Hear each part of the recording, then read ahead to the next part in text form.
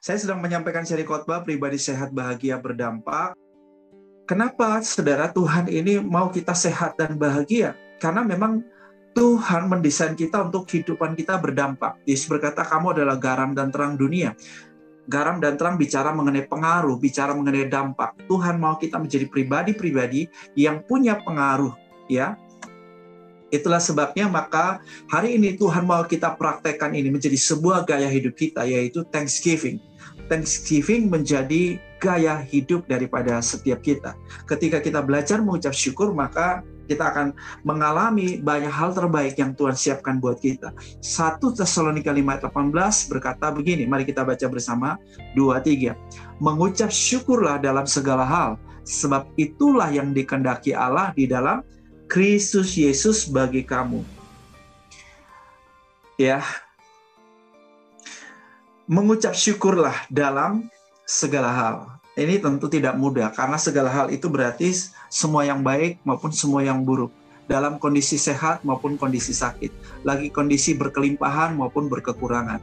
Ya kan, lagi banyak duit maupun kekurangan duit. Ya, ini tidak gampang, saudaraku ya. Untuk mengucap syukur dalam segala hal. Nah, kenapa mengucap syukur dalam segala hal? Dikatakan, sebab itulah yang dikehendaki Allah dalam Kristus Yesus bagi kamu. Berarti, saudara, ketika kita mengucap syukur, kita sedang melakukan kehendak Tuhan. Ya, sebaliknya, ketika kita tidak mengucap syukur, kita tidak melakukan kehendak Tuhan. Kita sedang menjadi pemberontak. Pribadi yang mengucap syukur adalah pribadi yang, saudaraku, hidup dengan iman. Sebab hanya orang yang punya iman yang bisa mengucap syukur. Orang yang tidak hidup dan berjalan dengan iman, cirinya apa?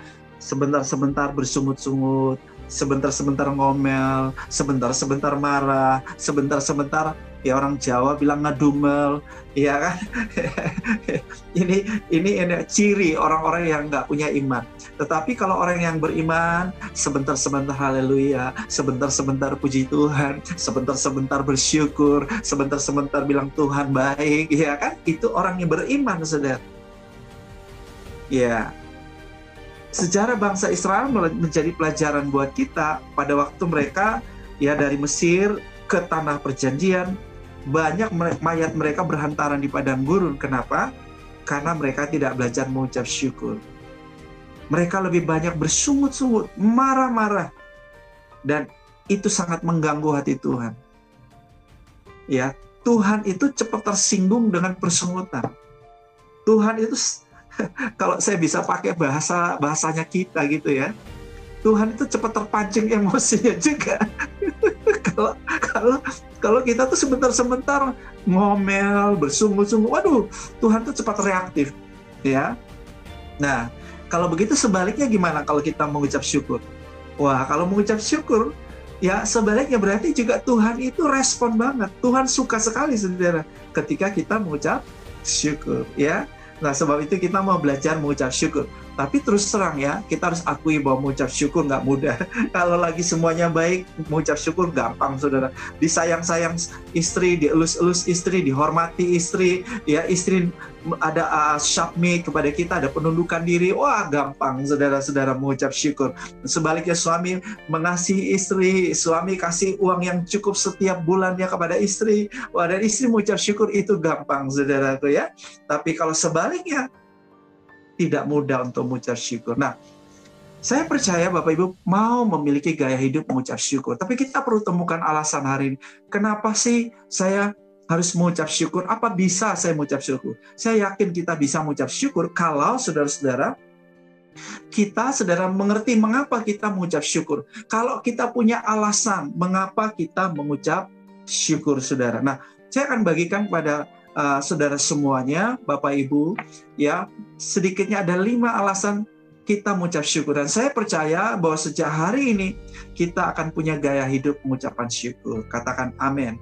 Ya, yang pertama, saudara, saya mengucap syukur sebab Dia Bapa yang sungguh amat baik yang telah memberikan kasih karunia kepadaku. Ini kalau menurut saya paling dasar sekali, saudara. Ya. Kalau kita memahami satu hal ini, bahwa Dia itu Tuhan yang sangat baik. sungguh sangat mengasihi kita. Kapan Tuhan sangat mengasihi kita? Yaitu pada waktu kita masih berdosa, pada waktu kita masih lemah, pada waktu kita masih mendurhakai Tuhan, pada waktu kita masih bermusuhan sama Tuhan dari cara hidup kita, ya, yaitu dari pikiran, perasaan kita, semua perilaku kita yang menentang pengenalan akan Tuhan. Pada waktu itu sebetulnya kita tidak pantas, tidak layak untuk dikasihi Tuhan. Tapi Tuhan sudah sangat mengasihi kita. Dicatat di dalam Matius pasal 5, maksud saya Roma pasal 5, ayat 6, ayat 8, dan ayat 10. Yesus Kristus sudah mati buat kita kapan? Pada waktu kita masih lemah. Yesus sudah memberi nyawanya buat kita dan mencurahkan darahnya buat kita kapan? Pada waktu kita masih, saudara, mendurhakai Tuhan, pada waktu kita masih memusuhi Tuhan, Dia sudah memperdamaikan kita dengan Bapa Surgawi yang membenarkan kita. Wow, dahsyat. Seharusnya kita yang dihukum, tapi Dia menggantikan posisi kita. Inilah kasih karunia. Dicatat di Roma 5 itu bahkan tidak ada orang baik yang mau mati buat orang baik sekalipun. Apalagi untuk orang jahat, saudara. Iya kan?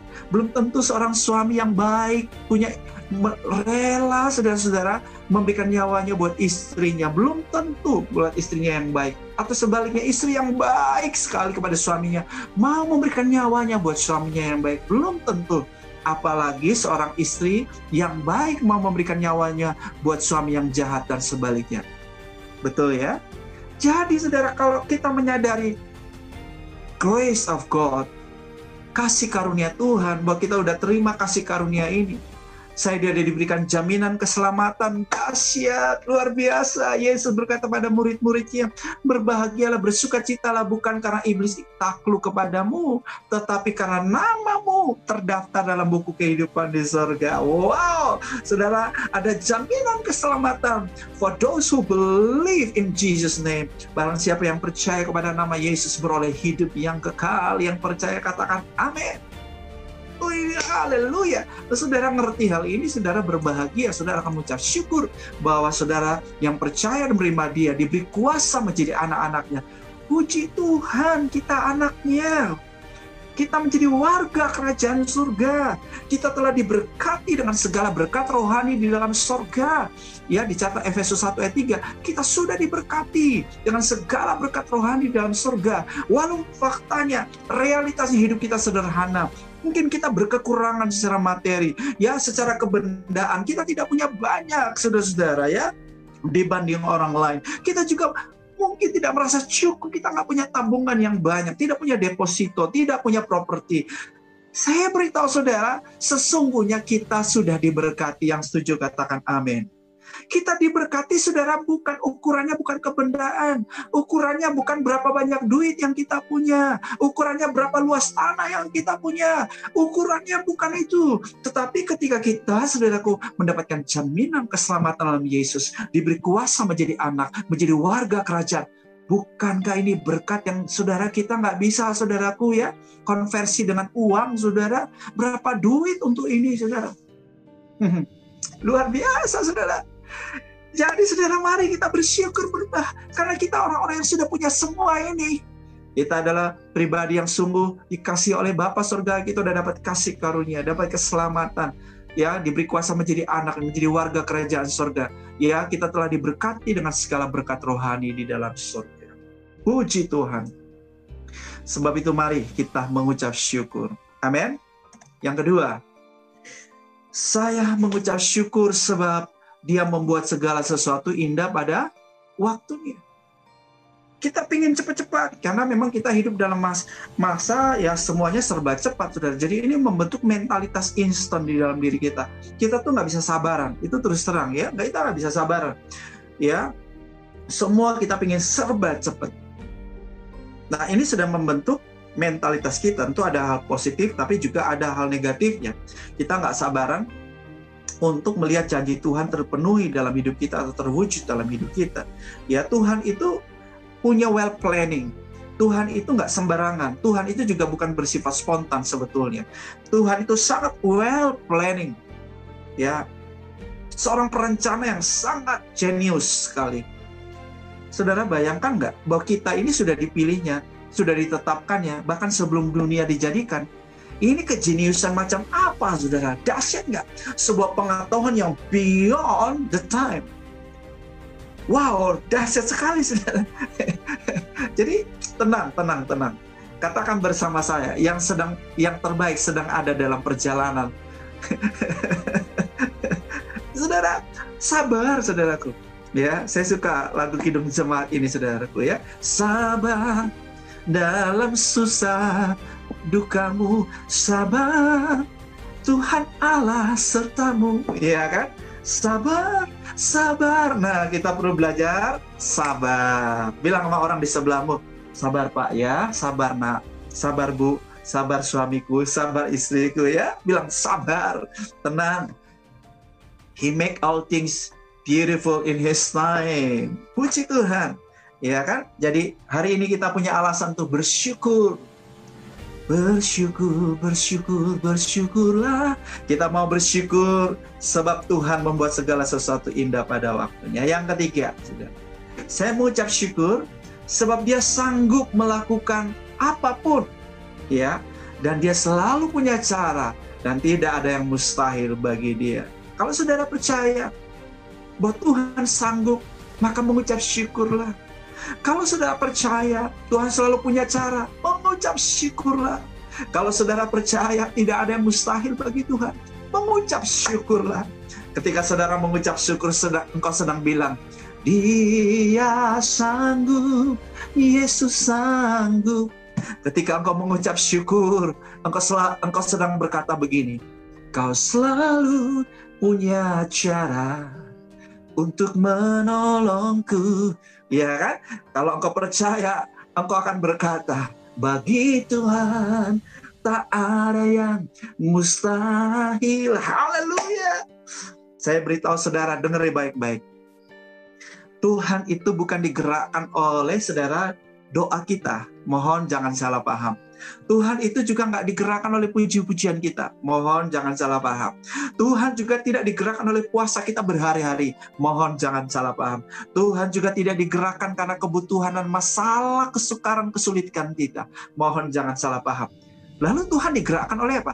Tuhan digerakkan oleh iman. Doa tanpa iman tidak menggerakkan hati Tuhan. Pujian tanpa iman tidak menggerakkan hati Tuhan. Puasa tanpa iman tidak menggerakkan hati Tuhan. Saya beritahu saudara, ketika saudara punya iman, saudara mengucap syukur, maka itu menjamah hati Tuhan. Itu menggerakkan Tuhan. Tuhan cepat bertindak ketika seseorang mengucap syukur. Sebab ketika Anda mengucap syukur, Anda sedang berkata, Tuhan sanggup melakukan apapun. Tuhan selalu punya cara. Tidak ada yang mustahil bagi Tuhan. Haleluya. Praise the Lord. Waduh, saya khotbah ini serasa ada 10.000 orang di depan saya nih. Semangat banget ini, saudaraku ya.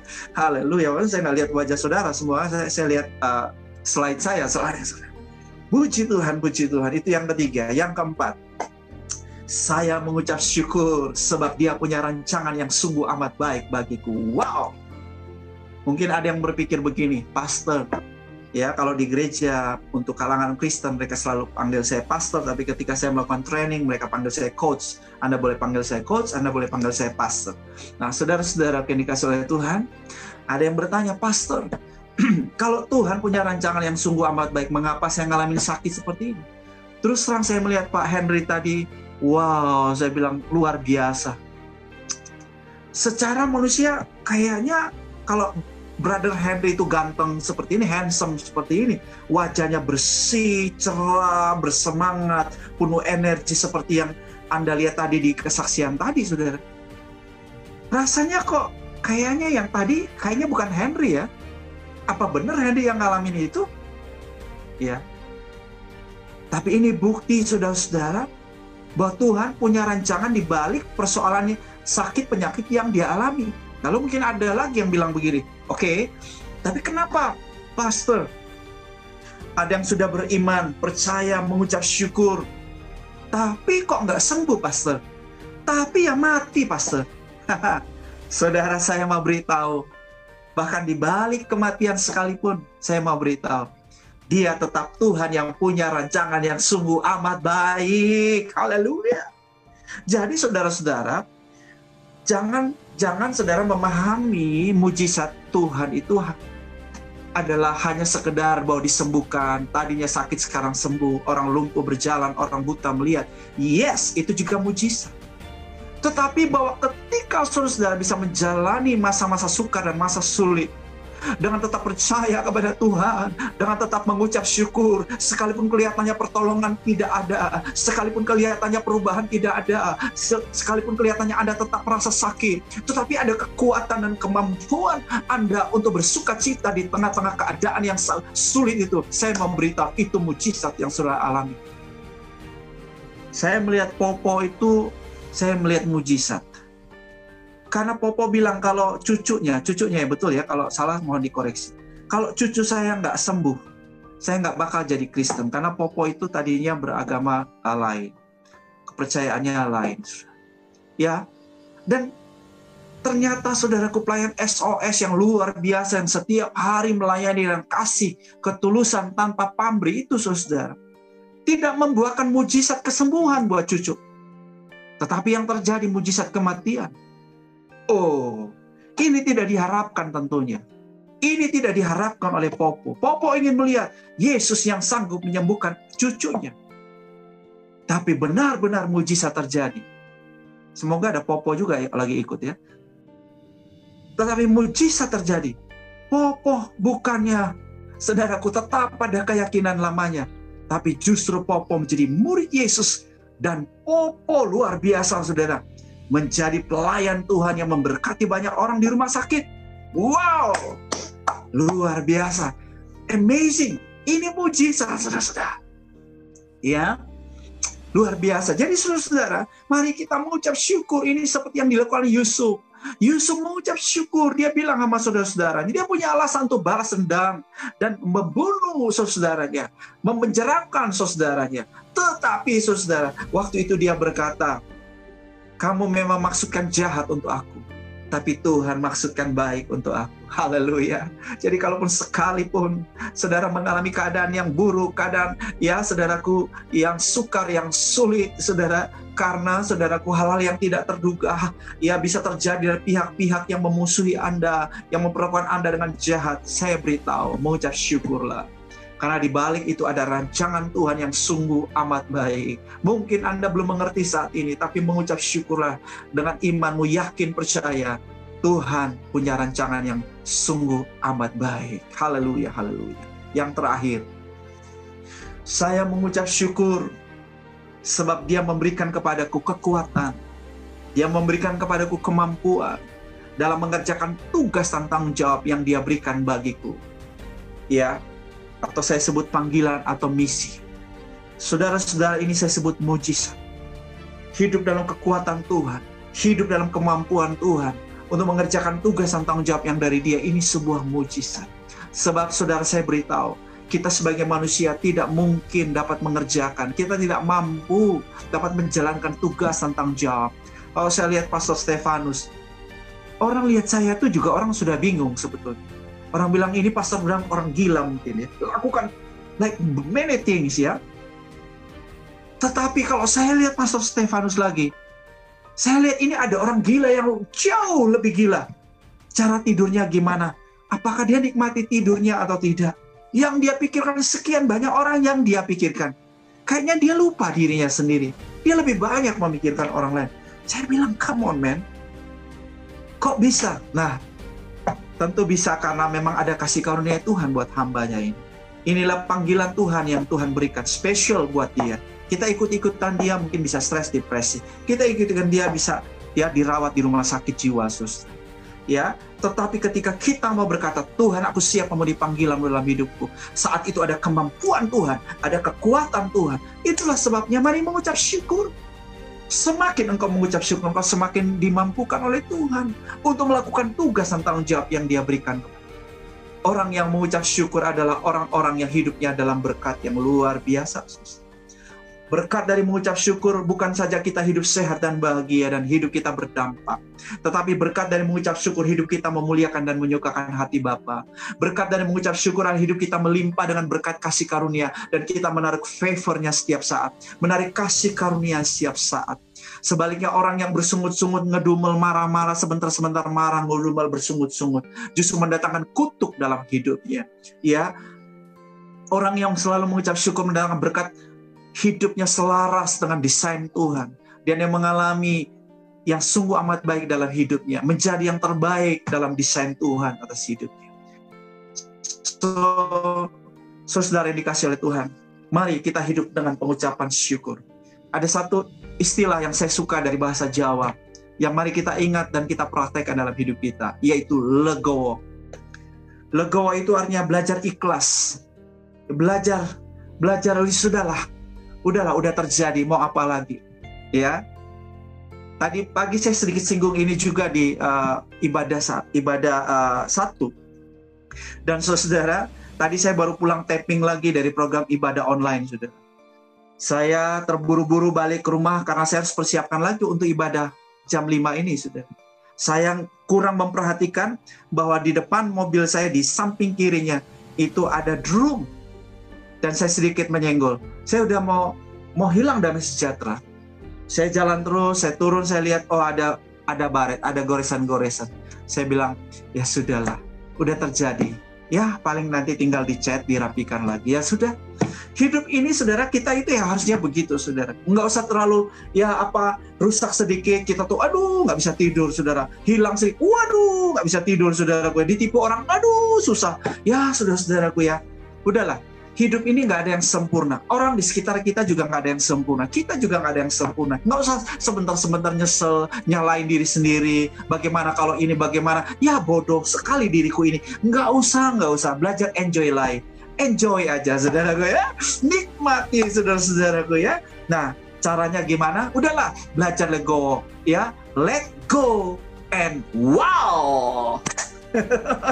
Kalau saya ngomong kata wow, saya ucapkan kata wow, saudara pasti ingat Pastor Stefanus. Karena Pastor Stefanus selalu ada wow-nya.